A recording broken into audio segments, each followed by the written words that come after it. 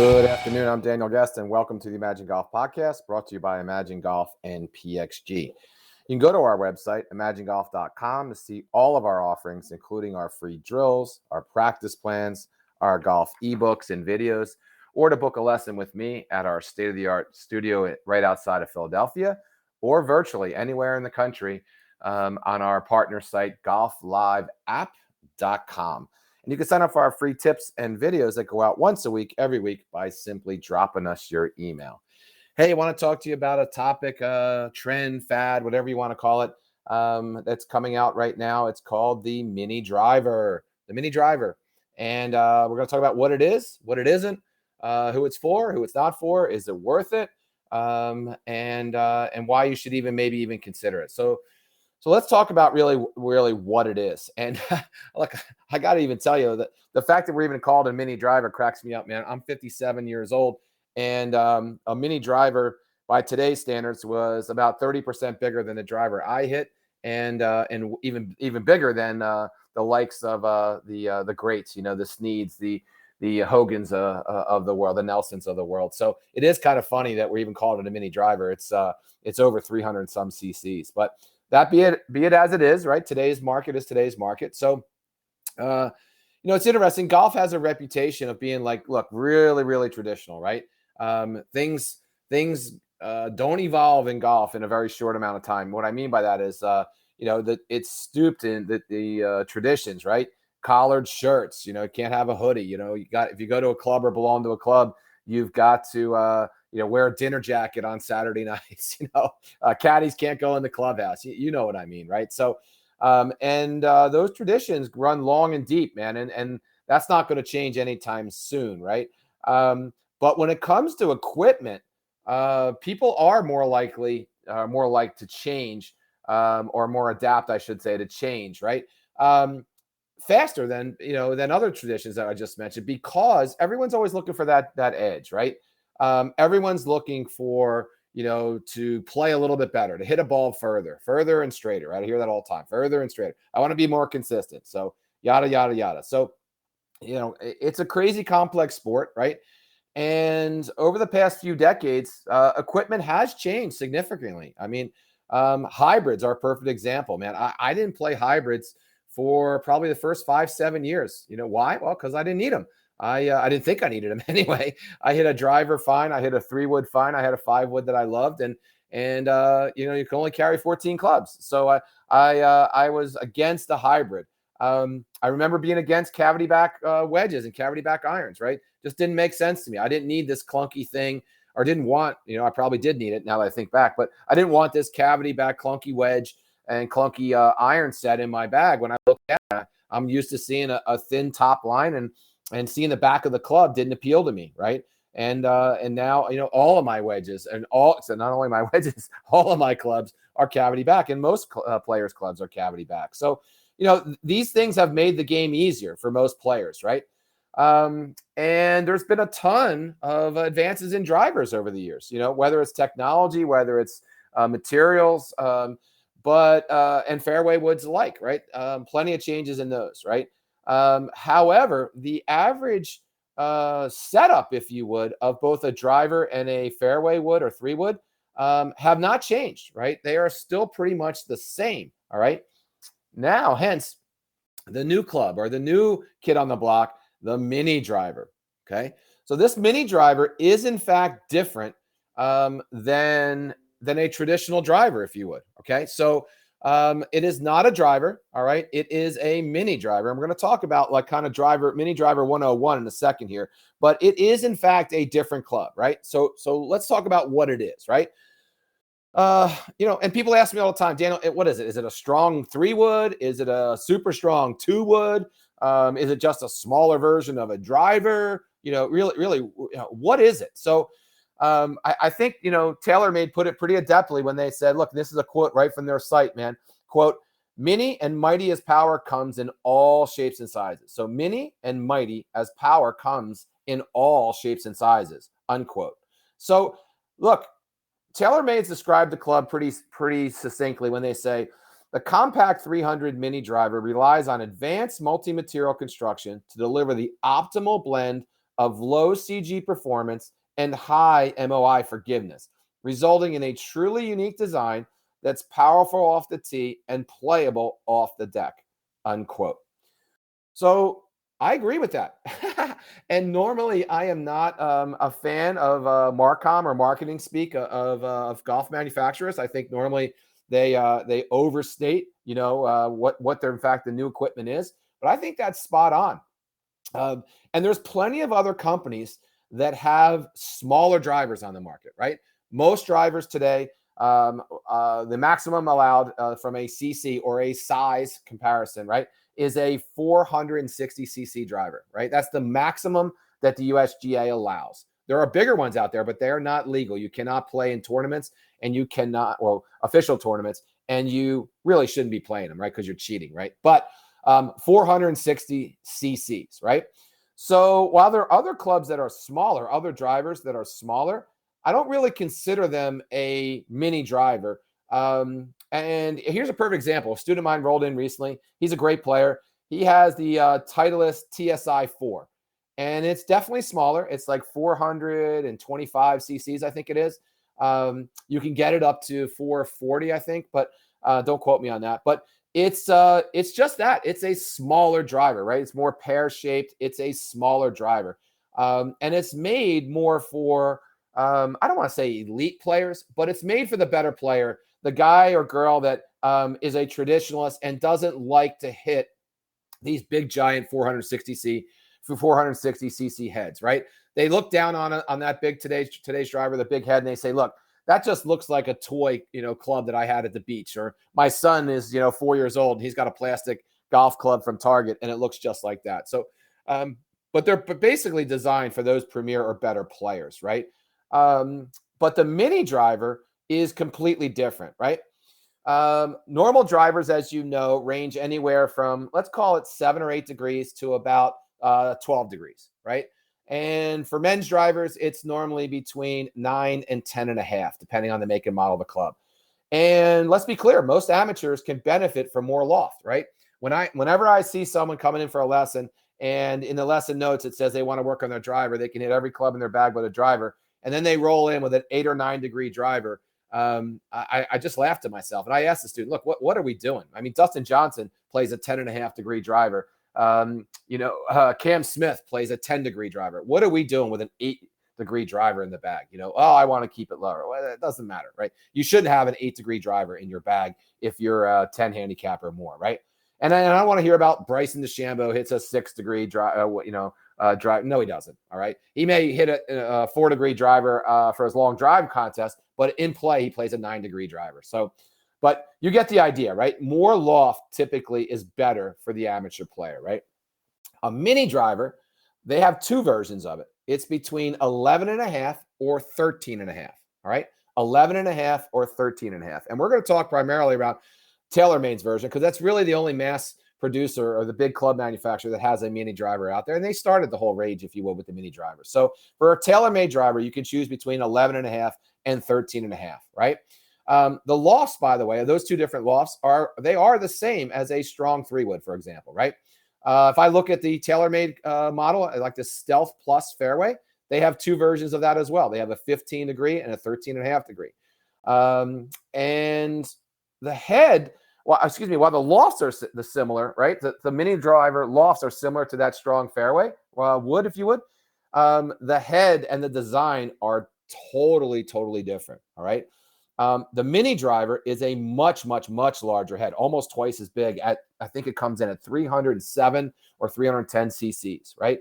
Compared to a normal driver, like I mentioned, it's 460, right? That's it. It's a mini driver. But compared to the Stealth fairway, as an example, it's 175, right, cc's. And the PXG 3-wood is also like 185. So it's nearly, like I said, it's halfway larger. It's twice as big, right? It's twice as big. And it's definitely very noticeable at address, all right? And despite the loss being the same, the mini driver will go a lot farther, all right? And simply, I always say, John Jacobs famously said, golf is what the ball does, right? Well, clubs are what they are, right? In that if a head is bigger and you swing it the same, the ball will go farther. If the shaft is longer and then another club, and you hit it the same, the ball will go farther. All right. So because of that, this club will go farther than a traditional fairway would, if you would. So if you're looking to get a little bit more out of your 3-wood, right, it may be the club for you. The shaft is a little bit longer. It's about 43 and 3/4 long, I think is the stock, right? Regardless of the loft you choose. I think that's the only option they have currently. They're talking about having another one. And a typical 3-wood is shorter by about an inch, right? Or 3/4 of an inch. But either way, it's shorter, right? So, and typically, look, shorter shafts mean more control. Again, just, apples to apples, but not necessarily golfer to golfer, but apples to apples. So, look, I'm a perfect candidate for a mini driver, and I'll tell you why. At 47, I wish, 57. At 57 years old, I have difficulty reaching a par 5, many par 5s into these days. Why? Well, because my 3-wood doesn't go 250 yards anymore. Now, if it's downhill with the wind behind me and a 50-yard wide fairway, then I'm golden. I can hit it 250. But more times than not, I cannot get that thing to go 250 yards consistently. And by the way, my 3-wood's in timeout right now for half the season last year and the beginning of this year. She's still in timeout, but that's a whole nother story. But look, so the mini driver for me does bring into vogue, if you would, these longer par 5s that I would not want to lay up for, that I'd have to lay up for. So for me, it might be a perfect option. So who else is an option for?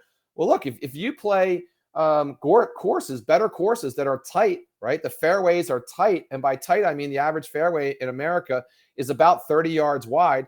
And, look, I've been on many private courses where there's not a single fairway on the course, that's 30 yards wide. There's plenty of courses in different geos across the country. North Carolina comes to mind, Georgia comes to mind, where these fairways are really tight, right? So, if you're the guy that hits your driver errant by like 10 yards and only 10 yards and consistently 10 yards, well, look, man, this might be the perfect solution for you, right? Because the shorter shaft and the smaller head are going to lead to less dispersion, right? So again, if it's 10 yards off or 10 yards less dispersion left or right, then, you're going to be, closer to the hole. Proximity to the hole means a lot in golf. And you're not going to be +1 because you're out of bounds or whatever, right? So it could be the perfect club. Let me tell you who the club's not for, okay?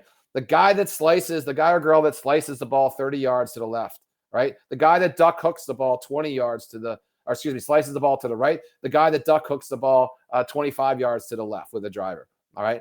The guy or girl that is so inconsistent with the driver that 3 out of 14 times the ball's still in play, right? This is not going to help he or she, right? Because you're still going to be hitting those bad shots. They're just not going to be as bad, but they're still going to be bad. So this is not the panacea for those searching, or everyone's searching, right? But this is not the club for those that are searching for the perfect fix, right? You've got to have a decent swing to make this club even an option, all right?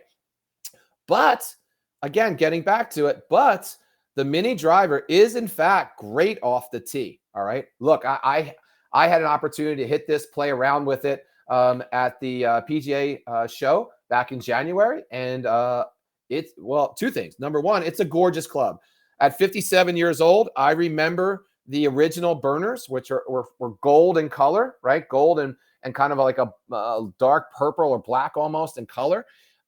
It's a sexy looking club, and they brought back that same look and feel. They call it the burner. They spell it different, but they brought back that same look and feel. So I wouldn't say it's a traditional look, but it's a traditional amongst today's newer clubs. In other words, the burner kind of started the oversized technology, right?